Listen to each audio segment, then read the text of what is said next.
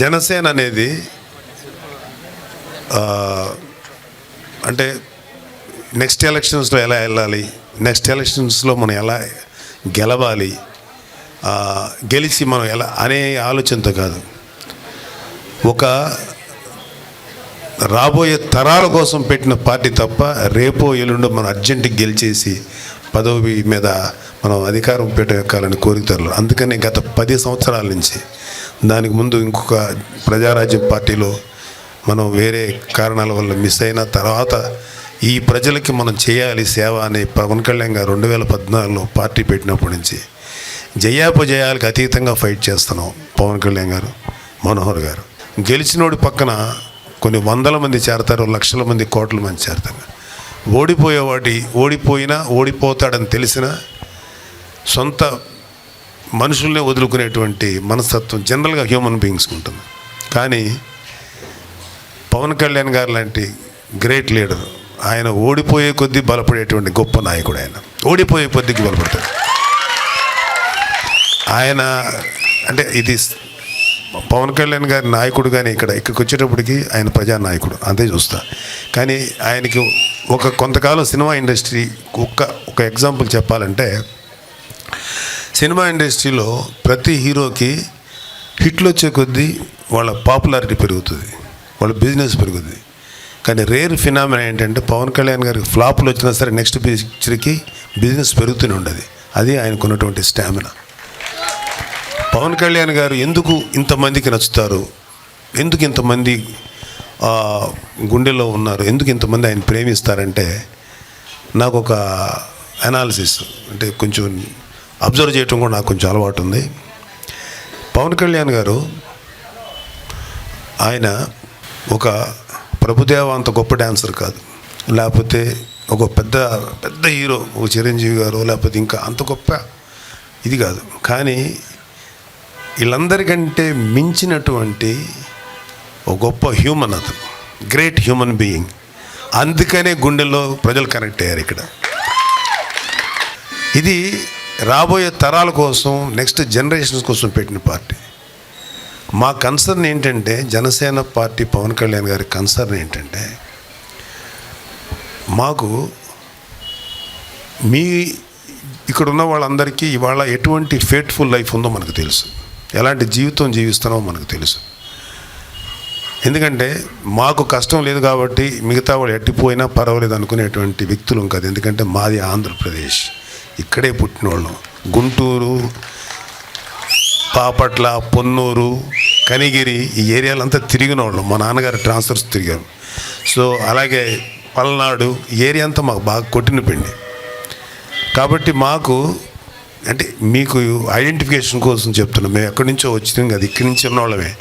So మాకు ఈ pain ఏంటో తెలుసు, ఇవాళ కామన్ మ్యాన్ పడే సఫరింగ్ తెలుసు.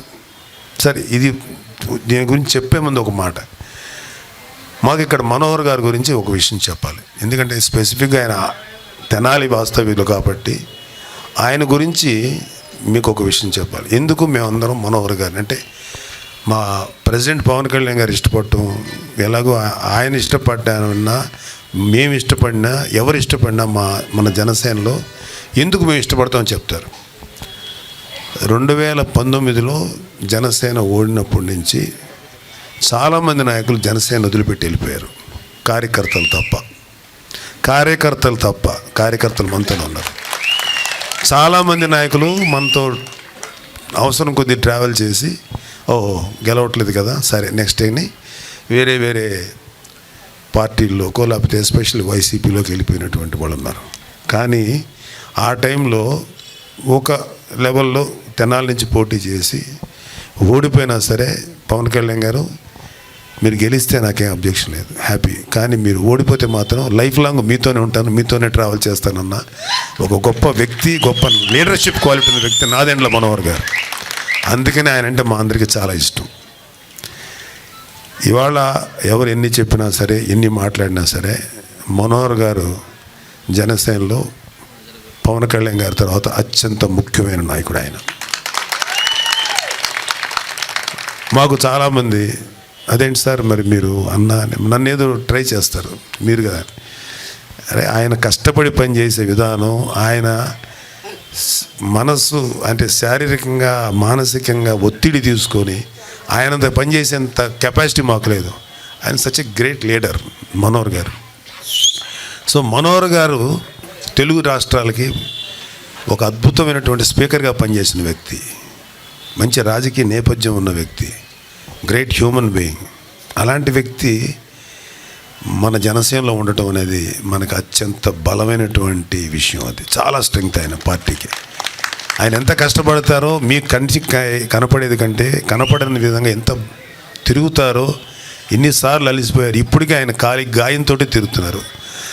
నేనే మొన్న ఏమంటే ముందు ట్రీట్మెంట్ తీసుకోండి, తర్వాత మీరు బలంగా తిరిగితేనే కదా అంటే ఆయన పట్టించుకోరు. అది వాళ్ళ character. That is what Pawan Kalyan garu. So నాకు అందుకనే మనోహర్ గారు అంటే ఇష్టం.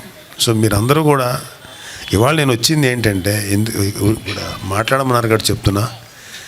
ఐఎమ్ అప్పీలింగ్, మిమ్మల్ని నేను ప్రార్థిస్తున్నా, రిక్వెస్ట్ చేస్తున్నా. జనసేన టీడీపీ అలయన్స్ ప్రభుత్వం ఒక్కసారి చూడండి. మీలో చాలామంది ఇక్కడ మన మహిళా నాయకురాళ్ళు లేకపోతే వీర మహిళలు ఉన్నారు, మీరందరూ పెద్దవాళ్ళు ఉన్నారు. ఒక అద్భుతమైన మాట చెప్పారు. ఒక వాళ్ళు మామగారిని చూసి అల్లుడి గారికి ఓటేశారు, తండ్రిని చూసి కొడుకు ఓటేశారు, ఒక్కసారి మీ పిల్లలను చూసి పవన్ కళ్యాణ్కి ఓటేయండి అన్నారు. ఈ మాట నేనన్నది కాదు, మీలాంటి జన సైనికులు ఒక వీర మహిళ అన్నమాట. చాలా ఇన్స్పైర్ అయ్యా, ఎంత గొప్పగా చెప్పింది ఏబిడిని. సో అలాంటి మనం ఇలాంటి పార్టీలు అంటే ఇవాళ ఇక్కడ దాదాపు ఒక 400-500 మంది కనపడుతున్నారు. ఎన్ని లక్షల మందికి పవన్ కళ్యాణ్ గారు ఈ జనసేన పార్టీ పెట్టడం వల్ల ఎన్ని లక్షల మందికి ప్రశ్నించే గొంతుకునిచ్చాడు. ఇవాళ జనసేన పార్టీలో ఉన్న యూత్ నాకు తెలిసి ఏ పార్టీ లేదు. మన పవర్ అంతా యూత్, యంగ్స్టర్స్.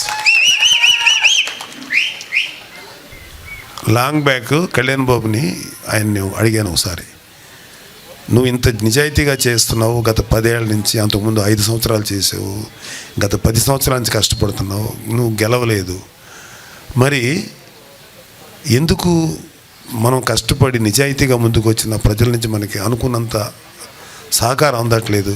సో ఇది చేయటం అవసరం అని నాకు ఒక చిన్న ఫ్రస్ట్రేషన్ వచ్చి అడిగితే, ఖచ్చితంగా అవసరం అన్నయ్య, వాళ్ళకి తెలుసో తెలియకో ఏది చేసినా సరే మన ప్రజలు వాళ్ళ కోసం మనం ఏదైనా చేయాలి.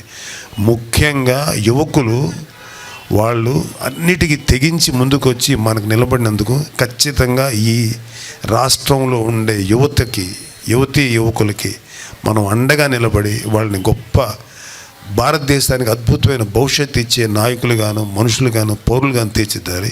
అది మన బాధ్యత అన్నారు. అందుకని నేను hats off to Pawan Kalyan garu. అంత గొప్పగా ఆలోచించిన వ్యక్తి. మీ గురించి ఆలోచిస్తారు, యూత్ గురించి ఆలోచిస్తారు. ఎందుకంటే ఐఎమ్ 60+ ఇయర్స్. మాకు ఈ ప్రపంచంలో చూడటానికి పెద్ద గొప్ప థ్రిల్స్ ఏమి మిగల, గొప్ప విషయాలు ఏమి మిగల. మేము చాలా చూసాం, మంచి ప్రభుత్వాలు చూసాం, పరమ దుర్మార్గమైన ప్రభుత్వం చూసాం. కాకపోతే అతి దారుణమైన ప్రభుత్వం ఒక వైసీపీని మాత్రమే చూస్తున్నాం. కానీ మీరు ఇలాంటి లైఫ్ని మేము చూసిన తర్వాత మీకు మాకు అయిపోయింది. అవర్ జనరేషన్, మా జనరేషన్కి సంబంధించినటువంటి లైఫ్ అయిపోయింది. బట్ ఇవాళ అక్కడ ఉన్న ఒక కుర్రోడు ఉన్నాడు, లేకపోతే ఒక అమ్మాయి ఉంది, వాళ్ళ భవిష్యత్తు ఏంటి? ఇక్కడ ఉన్న కొంతమంది యొక్క మీ పిల్లల భవిష్యత్తు ఏంటి? ఇలాంటి నీచమైనటువంటి ప్రభుత్వ సామాజిక పరిస్థితుల్ని, ఆర్థిక పరిస్థితుల్ని మన బిడ్డలకి ఇవ్వాలా? ఇదా మన బాధ్యత?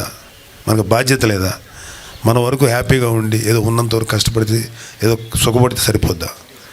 మా బాధ నెక్స్ట్ జనరేషన్స్కి, మీ పిల్లల కోసం, మీకోసం, అంటే ఇక్కడ ఉన్న యూత్ కోసం.